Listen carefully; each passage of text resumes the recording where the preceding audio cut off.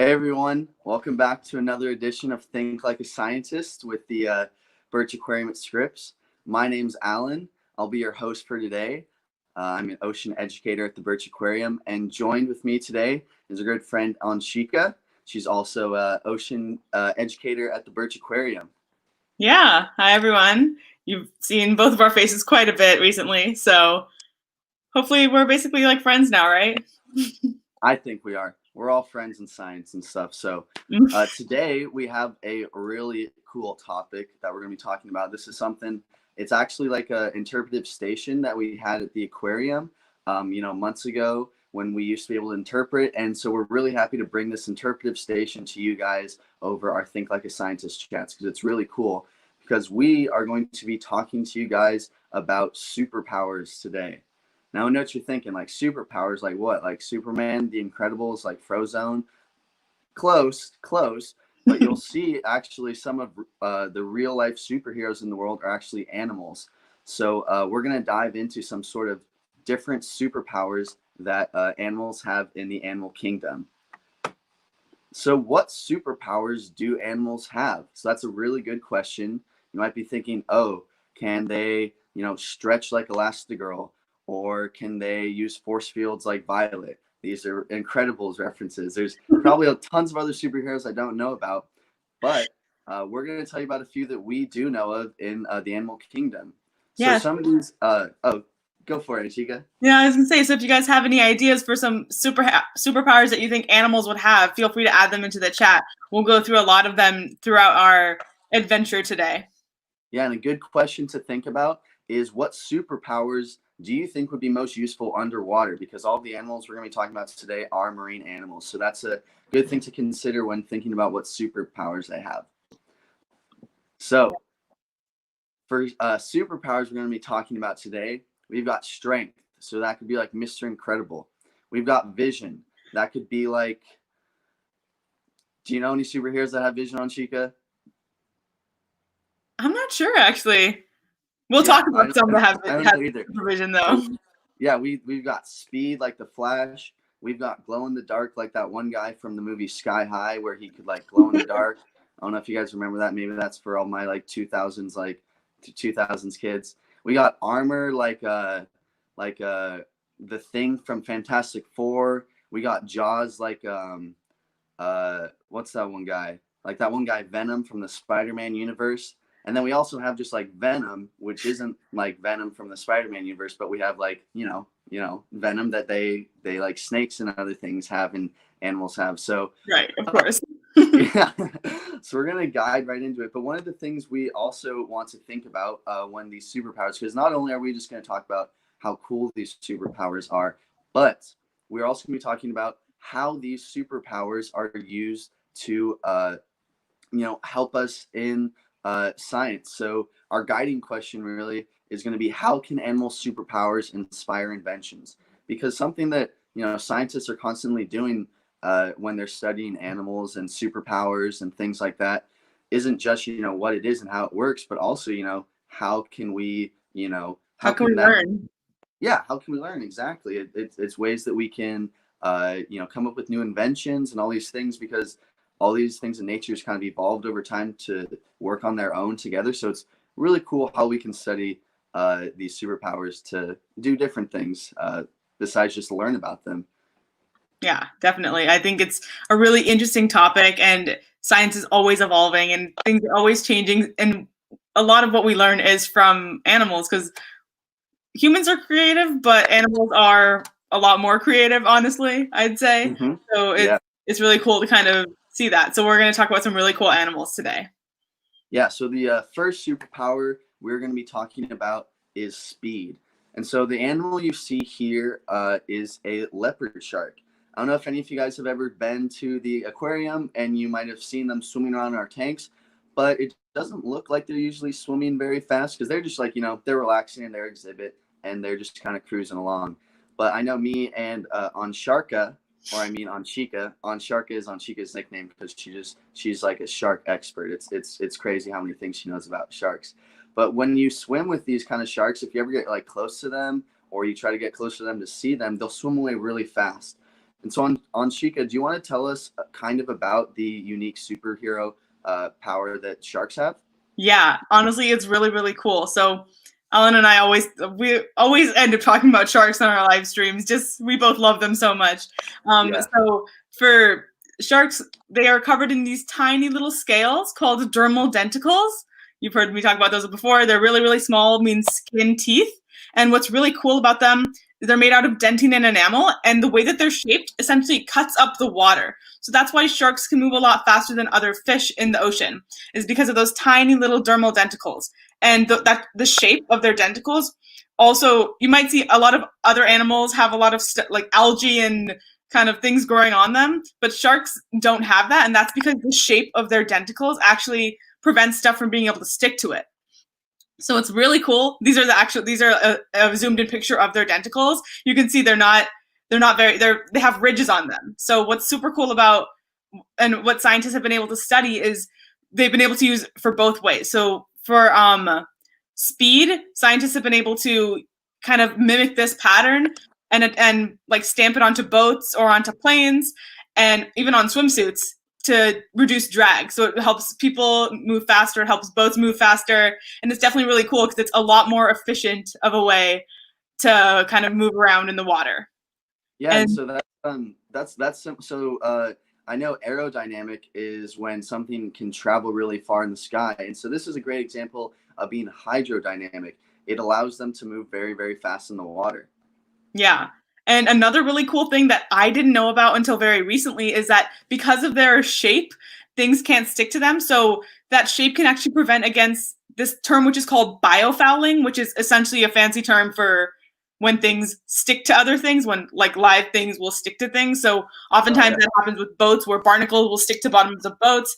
And it also happens in hospitals where just like bacteria and other particles that you don't really want will stick to the actual boats. Not boats. In the hospital, there's no boats. They'll actually stick to like different surfaces, like high touch surfaces. So using this structure actually will very much reduce the ability of particles to stick to high touch surfaces, which I think is just a really cool invention. And I would not have thought that it would have been such a, like, I didn't think that dermal denticles would have such a really cool use. Yeah, totally. I knew all about like their effect on being hydrodynamic and stuff, but the befoiling, that's the first I'm hearing of this, and that's just like so cool because like that's just one of the really cool things. Like, who would have thought that hospitals or ships or anything would be able to use something like shark skin to come up with such like a cool invention. So yeah, that's a really cool one. And like we mentioned, just a little side note about dermal denticles, you can see they're shaped a little different. They're kind of shaped like teeth, and a dermal denticle coming from dermal like skin, denticle like tooth, like a dermatologist, and then a dentist means tooth skin. So if anyone was thinking, these kind of look like teeth, you're exactly right, because dermal denticles kind of means tooth skin. Yeah, and they're super, super cool. And like, I don't think there's any other animals other than sharks and maybe some rays that have this. So they've kind of evolved this really special thing that just helps them just speed through the water. Yeah, so cool how they've done that. Mm-hmm. So the next one we're going to talk about is glowing in the dark. So like I mentioned, so the movie I mentioned earlier, Sky High, I don't know if any of you guys remember it coming out back in the day, but basically the movie was about a high school up in the sky where there were either superheroes and sidekicks. Now, the superheroes had really cool powers, like they could, be like invisible, or they had super strength, or they were really fast. But then the sidekicks didn't always have cool powers. And for example, one of the characters, his power was that he could glow in the dark, and it seemed really lame at the time. And it wasn't until the end of the movie, when they're crawling around in these vents trying to defeat the bad guy, and it's totally dark, that his power comes into play. He glows in the dark, and it allows them to navigate through the dark. So yeah, Alan, got some spoilers in here. Oh, well, yeah, that's all. As far as I'll go with Sky High, you guys should check it out. Great movie. But that really applies to our Hawaiian bobtail squid you see here. And so he's able to glow in the dark. And as you can see around him, it's pretty dark. And so bioluminescence is what we call when animals are able to, produce light. It's usually through some sort of symbiotic bacteria relationship they have inside of them, and it helps them for a number of things, typically in the deep ocean. So, like I said, this is a Hawaiian bobtail squid, and it is able to produce some blue bioluminescent light, as you can see around its body, and that is due to a light organ in its mantle cavity, and this helps it hunt at night. So just like those characters were crawling around the vents they couldn't see, if they didn't have this light, it'd be kind of hard for them to see. So it helps them see, in the dark, and it's actually able to do this because within the light organ, in the mantle cavity, there's some bioluminescent bacteria. And what's really interesting about bioluminescence is a lot of the time it's because of a symbiotic relationship between that animal and bacteria inside of it. So symbiosis is basically, it's a term meant to describe when two animals or two organisms work together. They have some sort of relationship together where maybe one benefits the other and they both benefit from it. That's called mutualism. Or it can be where, say, one benefits off the other at its expense. That's like parasitism. And I believe the last one is where one benefits from its interaction while the other doesn't get affected. And I think that's called commensalism. You might have to fact check me on that. But so there's all different types of bioluminescence. And this is a good example of mutualism, because the squid, its body gives the bacteria the optimal environment to live in so the bacteria can survive. And then in return, the squid's able to produce its bioluminescence, which helps it hunt. So they're both able to benefit from it. And there's actually a really, really, really cool scientist application for this bioluminescence in the medical field, actually. Yeah. So yeah, really cool thing you'll see here. Those are crystal jellies, right? Yes. Yeah, so those are crystal jellies. So researchers have actually studied bioluminescent symbiotic relationships for the medical field specifically, and they focused on immune and developmental signals associated with beneficial animals and bacteria within those animals. And so they've been able to use bioluminescent proteins, like bioluminescent for medical uses, for like bioluminescent sensors to track drug effectiveness. So when researchers develop a new drug, they want to track, where that drug goes in a body and how it actually works. So tracking them using bioluminescence shows effectiveness of new drugs and treatments, and also developing things like cancer immunotherapies. Yeah, it's definitely really cool. So as we're thinking about this and about bioluminescence, we've talked about it before. If you guys have any ideas about some other benefits of bioluminescence, like other than using it for hunting, feel free to drop your ideas in the chat. Mm-hmm. Yeah, and just bioluminescence is such a cool one because, you can't really track where things go in someone's body. It's hard to see. So this has allowed scientists to sort of tag proteins and neurons that would otherwise be really, really difficult to track within the body. It's similar to when scientists will maybe tag an animal to track where it's moving, where it's going, and why it's doing that. So very, very cool. Yeah, it's really cool because you can also track whether something is expressed or not, like a specific protein or gene. You can tag a gene and then it'll only show up if that gene is added into into the actual genome. So it's really, really cool. And there's so many different applications for bioluminescence. And I think it's just really cool overall. And I could talk about bioluminescence for hours, and I'm sure I'll too. Yeah, no, I love bioluminescence. I think it's so cool. Not even just how it works, but just looking at it. I mean, look at those jellies. Yeah, it's so cool. All right, so next we're gonna move on to is another superpower, and this over here on Chica. You want to tell everyone what this animal is? Oh boy, I love this animal. It was on our first slide as well. This is the peacock mantis shrimp. It's one of my favorite animals ever. They have, honestly, I'd say they have a lot of different superpowers. So they're really strong, and they have amazing vision, and they're also really fast. They basically just they do it all, honestly. Yeah, these guys are all around just powerhouses in the animal kingdom. One of my favorite animals, just because of the sheer power and the different abilities that this animal has. Yeah, Alan, do you want to talk a little bit about what are some of why it's so considered so strong? Yeah, so one of the really, really cool things about the mantis shrimp, I almost want to consider it one of the most like powerful animals just based off of the power it has for its size. So mantis shrimps have these really cool clubs just like below their mouths in like the front of their bodies called dactyls. And these can deliver like powerful punches. Like I can't even like stress how powerful it is. Well, actually, I can stress it. I was just saying that. But the punch they can deliver is like 100 times its own weight. Like, for example, that's like it's like shooting a gun. Like they have like the power of like a gun's like Like a a bullet. 22 caliber bullet is what it is. Yeah. Yeah, they have like the ability like that much power. Like that little shrimp is able to deliver a punch like that powerful.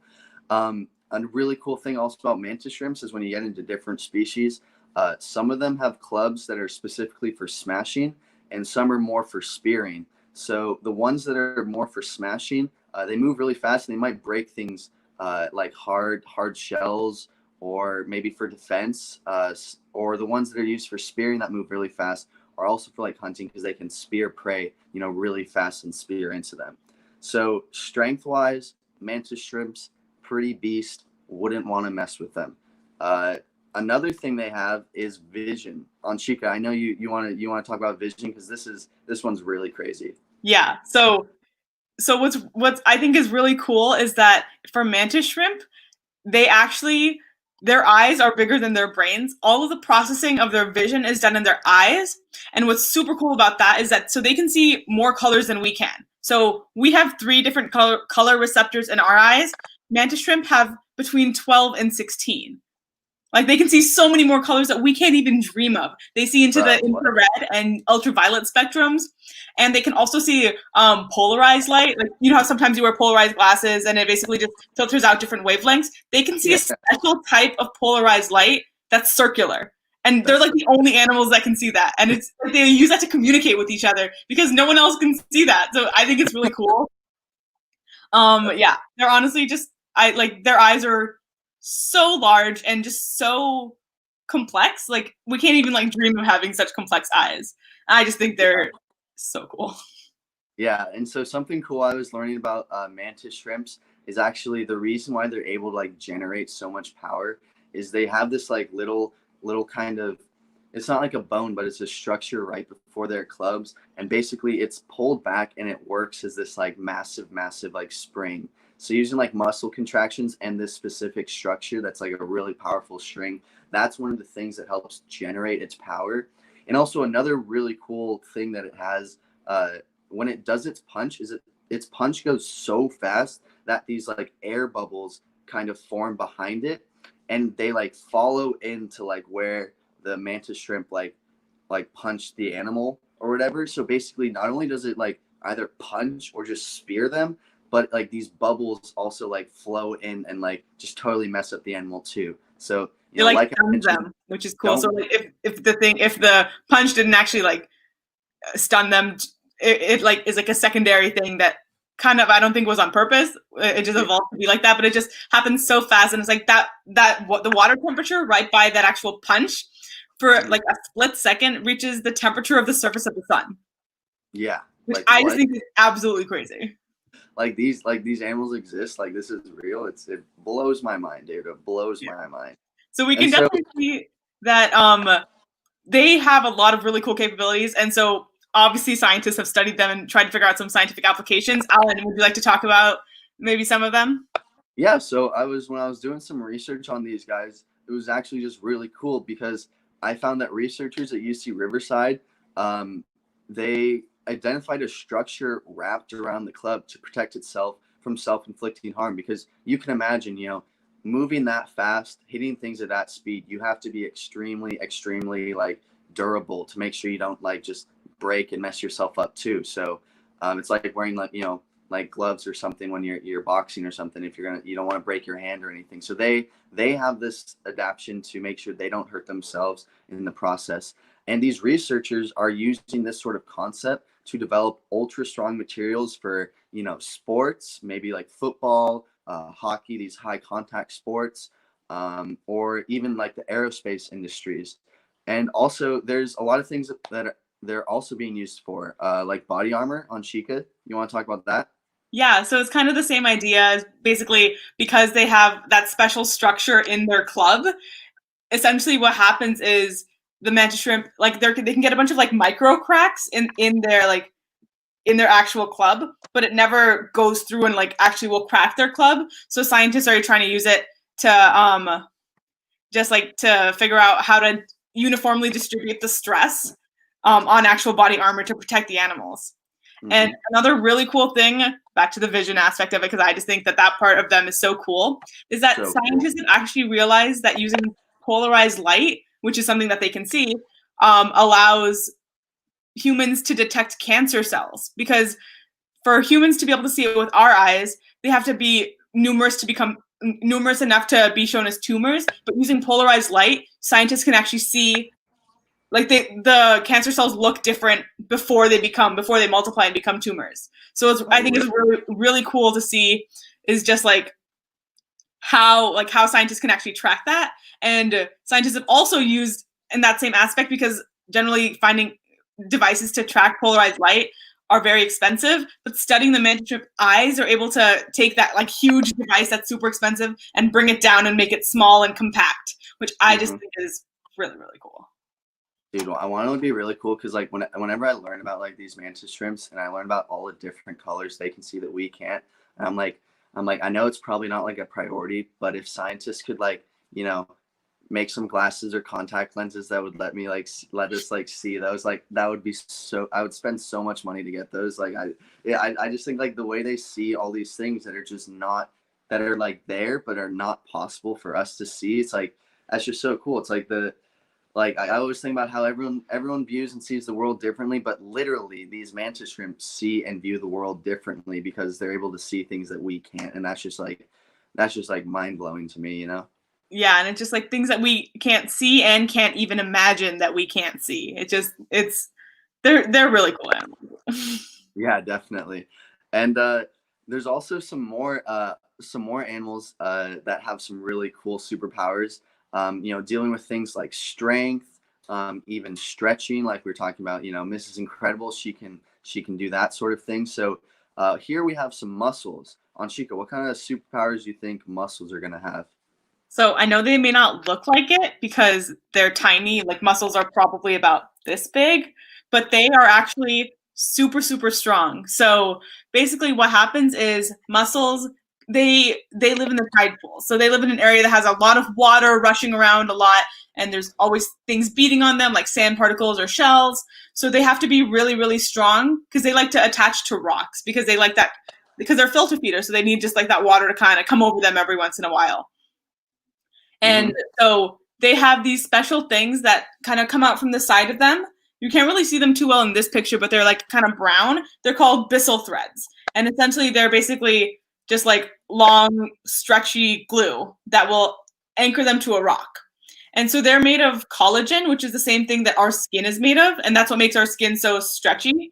So it's really weird because what they do is it's a liquid ingredient that they'll actually excrete, and then it hardens after it hits the seawater. So yeah, so it'll start like nice and soft, and they'll like kind of stretch it out, and then it'll harden after a little while. And what's really weird is it's really hard to find products that are hard and stretchy. Like that just seems kind of odd, right? Just that combination. Yeah. So that's something that muscles are very good at, and so of course scientists want to study that because it's just like it's kind of an anomaly in the world. It's just like, how do you make something that's both hard and stretchy and like stays underwater? Yeah. So how have scientists like studied this and like maybe applied it to new technologies? Yeah, so I think it's super, super cool. This is a picture of our exhibit at Birch, and there's a bunch of mussels in it. You see how they're stuck to the actual like pure pilings of the tank. Yeah. So what's really cool is that, so oftentimes when we use glue doesn't work very well underwater. It just doesn't stick. Scientists have a lot of trouble finding something that actually will stick underwater for a long time. So scientists are trying to study mussels to figure out, okay, how the heck do they do it and how do we do it in a similar way? Yeah. I think that that's really cool. It's just like they're studying it to figure out how they can make that like long lasting underwater glue. Hmm. And another thing that I learned recently that I think is just really cool about mussels, and using their byssal threads is that scientists are actually trying to use it to close wounds because it's so strong, and it will actually it won't dissolve, but it actually mimics our body. It's it's a little bit salty, just like blood is a little bit salty. So Yeah. scientists can actually use the byssal threads to suture up wounds, and because it really closely mimics our internal like pH, so it mimics the internal chemistry of our body, which is really Yeah. cool because a lot of times, like a big worry for scientists, for doctors, is whether the body will accept what they're doing, just like Hmm. introducing a foreign substance. So finding something like this that potentially could just stay there and doesn't have to be removed, like a suture that has to be removed, I think is just honestly super, super cool. Yeah, that's really cool, and it could save countless number of lives. So that's a really important thing we found out. I think it's cool to point out that things that we're learning here can be applied to all different things. We talked about medical stuff. We talked about sports gear. We talked about aerospace. We talked about armor. So just these things aren't just affecting like scientists, but these like powers can affect like everyone. These new discoveries can really be beneficial for everyone. Yeah, and it And makes so everyone's life a lot uh, easier just throughout. Scientists are constantly learning from animals and seeing how they're able to do things, and I think it's just really cool to see how we can take things that we thought were okay and make them even better just by using science. yeah, totally. And now, so we also have like we're also thinking what like other animals have superpowers, and one that really comes to mind with me that we didn't have a slide for, because it wasn't really finding total good applications from scientists that have been studied it, but something that I really wanted to point out was an animal called the stoplight loosejaw. I think loosejaws are really cool because not only does their power kind of have to relate to invisibility, but also vision. So it kind of two things that fight against each other. So down in the very deep ocean where stoplight loosejaws live, it's very dark. It's not very. It's totally dark. It's black. There's not. You can't see down there, and that's because as light from the sun shines down through the water and gets down there, certain light waves don't travel as far. For example, red light waves don't travel as far as blue light waves, and so many of the animals you see down in the ocean are either like black so you can't see them, or they're red colored because red light doesn't come down there, and they're essentially invisible.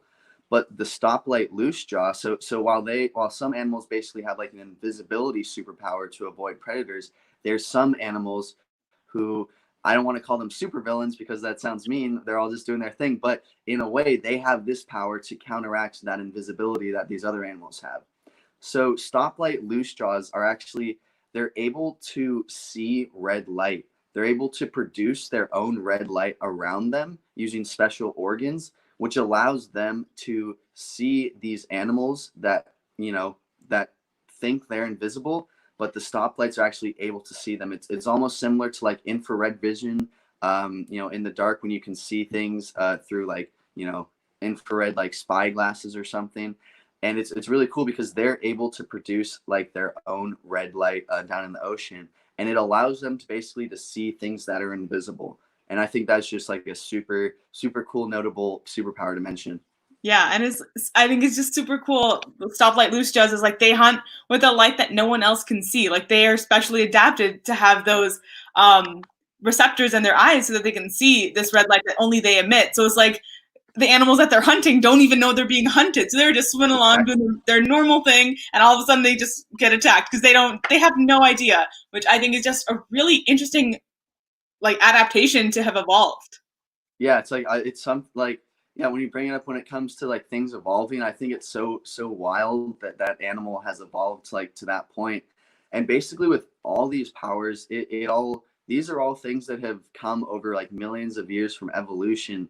And I think it's really interesting to point out, in college, some of my favorite classes was taking evolution because of like one of the 1st like concepts I learned when it comes to evolution, and it totally changed the way I view like animals, basically in general. And my teacher, he said, you know, all animals are evolved equally. And I thought to myself, like, that, I mean, that does make sense. Like, if you threw like a cheetah in the ocean, like it wouldn't be able to survive against a shark. But then he followed it up with saying they're all equally evolved based off of where they live. So you might look at one animal, for example, a cheetah that runs super fast, and then a turtle that doesn't run at all. And you think, oh, the cheetah's so much faster, it's so much better evolved. But the turtle has evolved to have armor. And so just when you look at every animal, they all have, whether it's these superpowers, whether it's just their coloration, all these adaptations have evolved over time. And because all these animals are here currently, like today, they've all evolved to this point, and they're all basically equally evolved in just different habitats, you know? Yeah, it's definitely really interesting to think about. Mm-hmm. It's super cool. You know, evolution's a great topic. These superpowers is just like a really cool topic, and it's you know, it just goes to show that these animals, they're more than just really cool things that we want to look at and protect, but also just something that we can like really learn from, because you know, like we mentioned, medical applications, sports, aerospace, just new technologies all around. There's so many things we can learn about the oceans, and there's just so many things we can also learn like from those discoveries, you know. Yeah. And what's super cool is we actually have an exhibit all like in at Birch Aquarium that's dedicated to animal superpowers. So if you guys liked learning about some of these animals, you should check out our, when we reopen, you should check out our oddities exhibit, because it has that's where these pictures are from. It talks about a bunch of different animals and what their superpowers are. So maybe start thinking when you're at home, think about other animals and think about what kind of superpowers you think they have. Yeah, definitely would. And yeah, when we reopen, it would be awesome to check that out. And you'll see the stoplight loose jaw, you'll see some other cool ones and some really cool applications. So I think that's just about all the time we have for today, guys. I hope you really enjoyed learning about these superpowers and how, you know, they may affect us someday in life. And it's really cool. And hope to talk to you guys again soon. And thanks for tuning in. Yeah, thank you guys.